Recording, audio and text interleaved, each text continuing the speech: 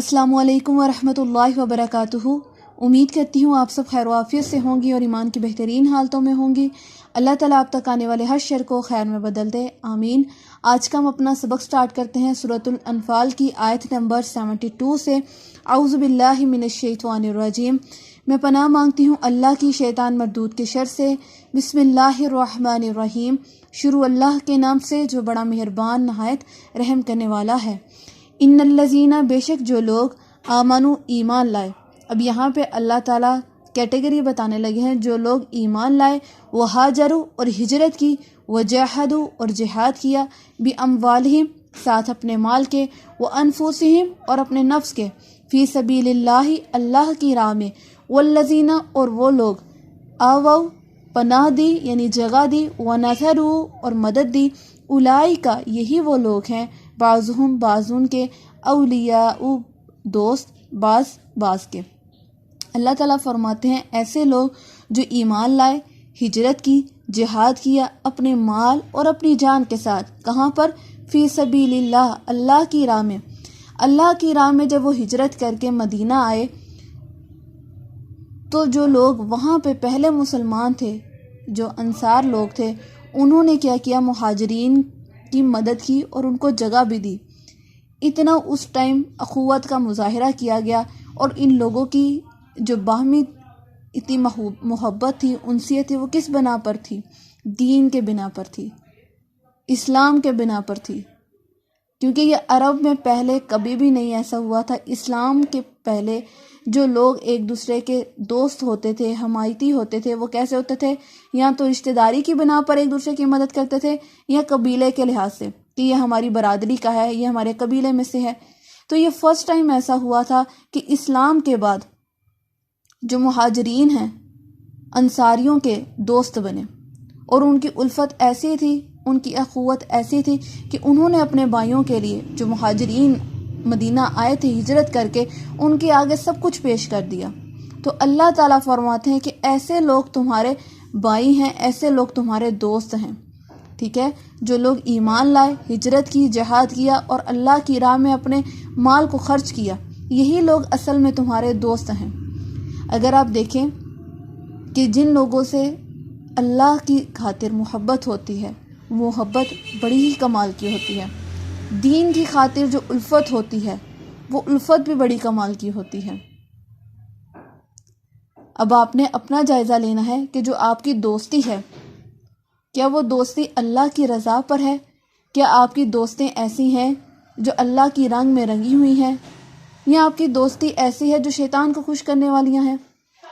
ठीक है, इस आयत को हमने खुद से रिलेट करना है कि ये जो मुहाजिरीन और अंसार ने दोस्ती का मुजाहिरा पेश किया था, अल्लाह की खातिर एक दूसरे से मोहब्बत की, दीन की खातिर एक दूसरे से मोहब्बत की, उनकी मदद की, उनके लिए जगह दी, अपना सब कुछ पेश कर दिया। क्यों? कि अल्लाह को हम राज़ी कर सकें। अब हमने अपनी दोस्ती का जायज़ा लेना है। ठीक है, वल्लज़ीना और वो लोग आमनु जो ईमान लाए, वलम और नहीं, युहाजिरू हिजरत की, मालकुम नहीं है तुम्हारे लिए, मिन वलायतिहिम उनकी दोस्ती, मिन शैइन कुछ भी। अब अल्लाह ताला इस आयत में फरमाते हैं कि जो लोग ईमान तो लेके आए लेकिन हिजरत नहीं की, मक्का में ही रह गए। अब मुसलमान तो हुए थे लेकिन सारे के सारे लोग मदीना की तरफ हिजरत करके नहीं गए थे। कुछ लोग वहीं पर रह गए थे। क्यों? क्योंकि उनके दिलों में डर था, बुज़दिली थी, ईमान की कमज़ोरी थी, और उन्होंने हिजरत नहीं की।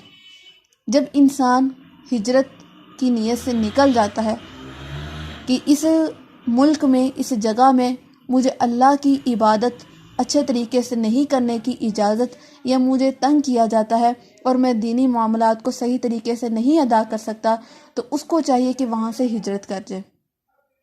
और अगर वो हिजरत नहीं करता और बेवजह के उज़र पेश करता है, जैसे ये यूरोप कंट्रीज़ में मुसलमान रहते हैं और कहते हैं कि हमें यहाँ पे नमाज की इजाज़त नहीं, तो हम क्या करें? ये गुनाह उन पर होगा कि वो हमें नमाज नहीं पढ़ने देते। ऐसा बिल्कुल भी नहीं है। अल्लाह ताला ने तो इतनी वसी ज़मीन बनाई, तो अल्लाह ताला उस टाइम इंसान से पूछेंगे कि क्या तुम्हें अल्लाह ने हिजरत का मौका नहीं दिया? तुम हिजरत कर जाते, किसी ऐसे मुल्क में चले जाते जो इस्लामी मुल्क था, जहाँ पर तुम्हें आसानी से عبادات کرنے کی اجازت ہوتی؟ تو یہ انسان پر ڈیپینڈ کرتا ہے۔ تو اللہ تعالیٰ یہاں پہ یہی بات کہہ رہے ہیں کہ جو لوگ ایمان تو لے کے آئے، انہوں نے کہا کہ ہم اللہ پر ایمان لاتے ہیں، یوم آخرت پر ایمان لاتے ہیں، ایمان کے تمام جو رکن تھے ان کو پورا کرنے کی زبان سے اقرار تو کیا، لیکن جب عبادات اس کو عملی طور پر کرنے کی بات آئی تو انہوں نے عذر پیش کرنا شروع کر دیا۔ اللہ فرماتے ہیں جو لوگ ایمان لائے اور ہجرت نہیں کی وہ تمہارے دوست نہیں ہو سکتے، حتیٰ یہاں تک کہ یہاجرو وہ ہجرت کر لیں، یعنی وہ جب تک ہجرت کر کے تمہارے شہر میں، تمہارے ملک میں، اسلامی ملک میں نہیں آ جاتے تب تک وہ تمہارے دوست نہیں ہو سکتے۔ وَإِنِ اسْتَنْصَرُوكُمْ، اور اگر وہ مدد طلب کرے تم سے، فی الدین، بیچ دین کے معاملے میں، دین کے معاملے میں اگر وہ لوگ تم سے مدد مانگیں، مدد کیسی؟ کہ وہ کہیں کہ تم ہمیں دین کو سمجھانے کی ہمیں مدد کر دو، ہمیں ایسے معاملہ سمجھ نہیں آتے تو تم ہماری تھوڑی سی ہیلپ کر دو، ہمیں پڑھا دو، ہمیں قرآن کی ایجوکیشن دلا دو، ہمیں سمجھ آ جائے کہ اس میں کیا باتیں کی گئی ہیں، آپ ان کی مدد کر سکتے ہیں۔ فعلیکم، پس لازم ہے تم پر ذمہ داری ہے، نصر، ان کی مدد کی، یعنی اب ہم پر یہ ڈیپینڈ کرتا ہے، یہ ہم پر رسپانسبلٹی ہے کہ ہم اپنے اس دوسرے مسلمان بھائی کی مدد کریں، اس کو بتائیں۔ الا مگر، علی قوم، اوپر اس قوم کے، بینکم، جس کے درمیان تمہارا، و بینہم، اور ان کے درمیان، میثاق، وعدہ ہو۔ اب اللہ تعالیٰ نے یہاں پہ ایک بات بتائی کہ جس قوم کے درمیان تمہارا وعدہ ہو کہ یہاں پر جنگ نہیں کی جائے گی، ایک معاہدہ طے کیا گیا کہ ہم اتنے ٹائم پیریڈ میں آپ سے جنگ نہیں کریں گے، چاہے اس میں کتنے بھی مسلمان رہتے تھے۔ اب وہاں کے مسلمان جو ہیں وہ آپ سے مدد طلب کر رہے ہیں ان لوگوں کے خلاف جن سے آپ کا معاہدہ طے ہوا تھا، تو اللہ تعالیٰ فرماتے ہیں ایسے لوگوں کی مدد نہیں کرنی جب تک آپ کے معاہدے کا ٹائم پورا نہیں ہو جاتا۔ اس آیت سے ہمیں یہ پتہ چلتا ہے کہ چاہے کسی سے بھی معاہدہ کیا ہو، اس کو پکا، اس کو پورا کرنا ہی ہم پر لازم ہے۔ اگر ہمارا مسلمان بہن بھائی تکلیف میں ہے، مشکل میں ہے، اور ہمارا اس قوم سے وعدہ ہے کہ ہم جنگ نہیں کریں گے، تو ہم جنگ نہیں کر سکتے اس ٹائم تک جب تک ہمارا عہد ہے ان سے۔ واللہ، اور اللہ، بما سات، اس چیز کے، تعملون، جو تم عمل کرتے ہو، بصیرun، دیکھنے والا ہے۔ اللہ تعالیٰ فرماتے ہیں جو بھی تم اعمال کرتے ہو اللہ تعالیٰ ان سب کو دیکھنے والا ہے۔ والذین، اور وہ لوگ، کفروا، جنہوں نے کفر کیا، بعضهم، بعض ان کے، اولیاء، دوست ہیں، بعض کے، جیسے مسلمان کے بہن بھائی آپس میں دوست ہے، اسی طرح جو کفار ہے وہ بھی ایک دوسرے کے حمایتی، مددگار اور دوست ہیں۔ تو اللہ تعالیٰ فرماتے ہیں کہ ایسے لوگوں سے ہرگز دوستی نہ کریں جو اللہ اور اس کے رسول کا انکاری ہو، جس میں دین کی کوئی بات نظر نہ آتی ہو، جو اللہ کے رنگ میں رنگا نہ ہو، اس سے آپ دوستی نہ کریں، کیونکہ جب انسان کسی ایسے شخص سے دوستی کرتا ہے تو اس کا رنگ، اس کی صحبت ہم پر آنا شروع ہو جاتی ہے، ٹھیک ہے۔ الا مگر، تفعلوہ، نہ کرو گے اس کام کو، یہ مسلمانوں سے کہا گیا ہے کہ اگر تم اس کام کو نہیں کرتے، یعنی آپس میں اخوت سے نہیں رہتے، مسلمان کا دوست نہیں بنتا، دوسروں سے دوستی لگاتا ہے، تو کیا ہوگا؟ تکن، ہوگا، فتنہ فی الارض، بھی زمین میں، و فساد، اور فساد ہوگا، کبیر، بہت بڑا۔ اللہ اکبر۔ اللہ یہاں پہ فرماتے ہیں کہ جو کفار ہے وہ کافر کا دوست ہے، وہ کبھی بھی مسلمان کا حمایتی یا مددگار نہیں ہو سکتا، وہ ہمیشہ ایسی خفیہ چالیں چلے گا جس میں آپ کے لیے کوئی نہ کوئی تکلیف کی بات ہو، جس میں آپ کو کوئی پریشانی اٹھانا پڑے۔ تو مسلمان جو ہے وہ کافر سے دوستی نہ کرے، اگر وہ ایسا کرتا ہے، اگر کافر کی طرف مائل ہوتا ہے تو زمین میں بہت ہی بڑا فساد برپا ہوگا اور فتنہ ہوگا۔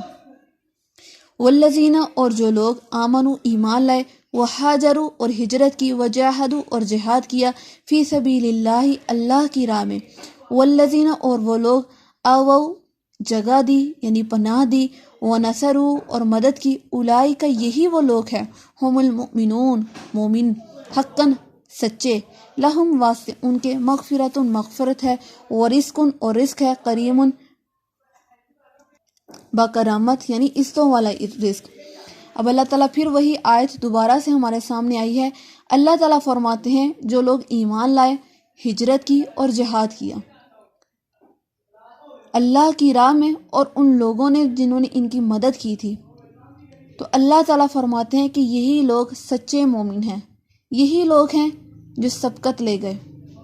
ٹھیک ہے، اب اللہ کی راہ میں جب انسان نکلتا ہے، ہجرت کرتا ہے، تو اس کو بہت سی پریشانیوں اور آزمائشوں کا سامنا کرنا پڑتا ہے، لیکن ڈٹ کے وہی سامنا کرتا ہے جس کو اپنے رب پر پورا یقین ہو، جس کے اندر ایمان کی مضبوطی ہو۔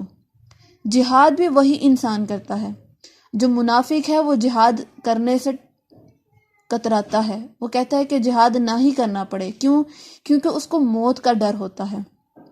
منافق، کافر، جو شرک کرنے والے ہیں، ان سب کو موت کا ڈر ہوتا ہے اور وہ جہاد کرنے سے ڈرتے ہیں۔ اور یہیں پہ کسی مسلمان کی آزمائش ہوتی ہے، جب اس کو جہاد کی طرف بلایا جائے اور جب وہ فوراً جہاد کے لیے تیار ہو جائے اور اپنی جان کو ہتھیلی میں رکھ کر اللہ کی راہ میں آگے بڑھ چڑھ کر حصہ لے، تو سمجھ لیجئے کہ وہ سچا اور پکا مسلمان ہے۔ لیکن اگر اس کو جہاد کے لیے بلایا جائے اور وہ نام کا مسلمان ہو، اور جب اس کو کہا جائے کہ آؤ جہاد کرنا ہے، ہمارے مسلمان بہن بھائیوں پر ظلم کیا جا رہا ہے، ان کے خلاف ہم نے جنگ کرنی ہے، اور اگر وہ کوئی عذر پیش کرنا شروع کر دے، تعویلیں کرنا شروع کر دے، سستی دکھائے، بزدلی دکھائے، تو سمجھ لیجئے کہ اس کے دل میں نفاق کی بیماری ہے۔ یہ منافق ہے جو جہاد نہیں کرتا، جو اللہ کی راہ میں اپنی جان کو پیش نہیں کرتا۔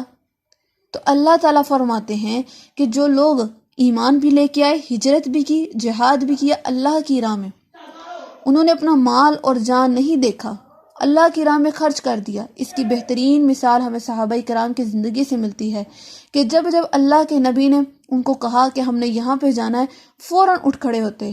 یہ نہیں کہتے کہ ہمارے گھر بار کا کیا ہوگا، ہمارے بیوی بچوں کا کیا ہوگا، کچھ نہیں سوچتے تھے کہ ہمارے گھروں میں اتنا کھانے پینے کا کوئی سامان ہے کہ اس سے ہمارے بچوں کا پیٹ بھر جائے۔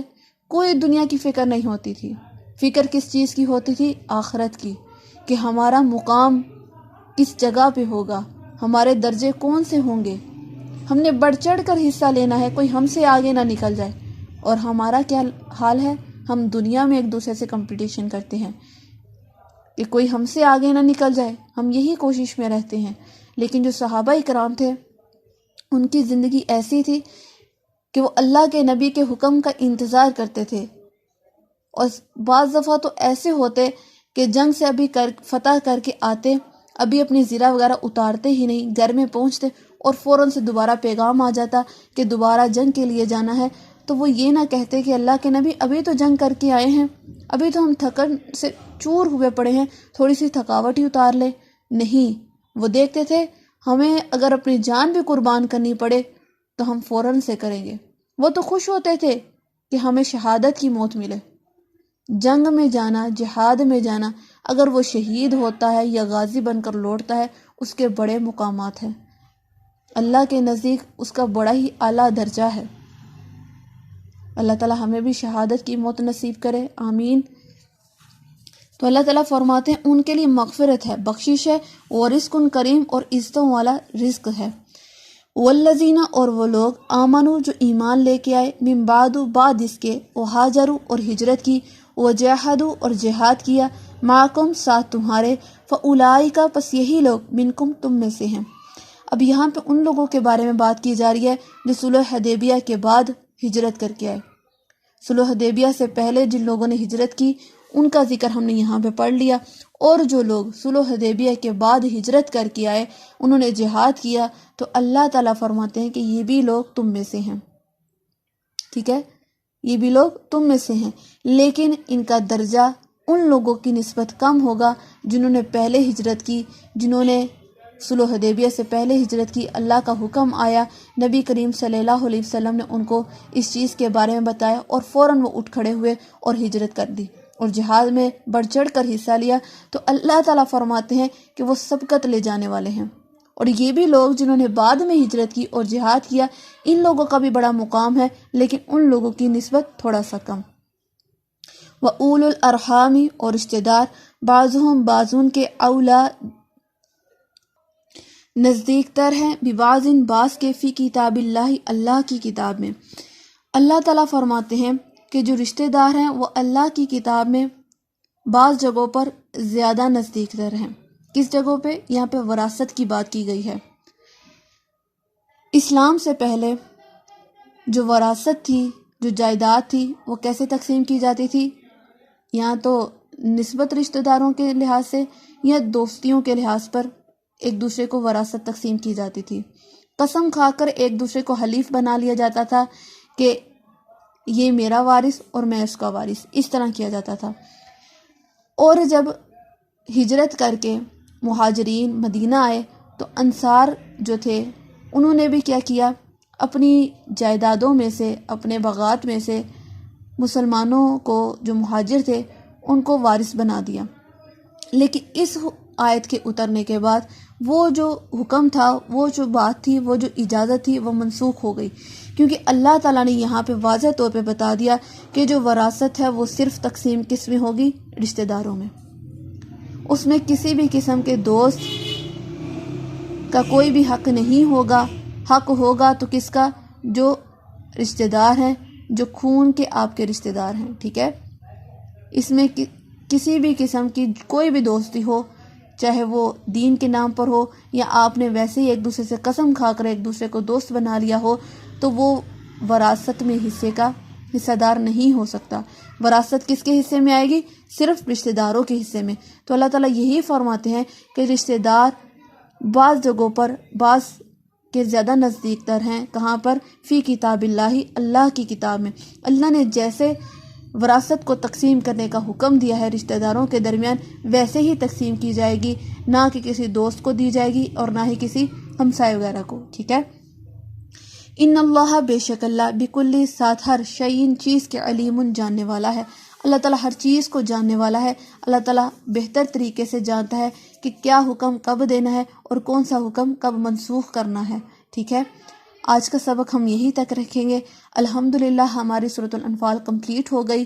اگر آپ سورۃ الانفال کو ایک نظر دیکھیں تو اس میں غزوہ بدر کا تفصیلی واقعہ ہے۔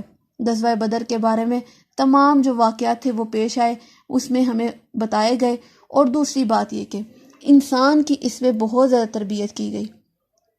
تربیت اس لحاظ سے کہ اگر مال غنیمت آئے تو ہم نے اس کو کیسے تقسیم کرنا ہے، اگر ہم نے کسی کی مدد کرنی ہے تو کیسے کرنی ہے، اور سب سے بڑا معاہدوں کو کتنا اچھے طریقے سے پورا کرنا ہے۔ یہ ہمارا اسلام، یہ ہمارا قرآن ہمیں اس صورت میں بڑے ہی اچھے طریقے سے بتا رہا ہے، اور جہاد کے بارے میں تلقین کر رہا ہے، ایک دوسرے کی مدد کے بارے میں، اور خیانت کرنے سے روک رہا ہے، چاہے وہ دشمن سے ہو چاہے وہ اپنوں سے ہو، کہ جب تک تم معاہدے میں ہو تب تک تم کسی کو نقصان نہ دو، اپنے دشمنوں کو دھوکہ نہ دو، بلکہ جب تمہارے معاہدے کی مدت پوری ہو جائے تب تم جنگ کی طرف آؤ۔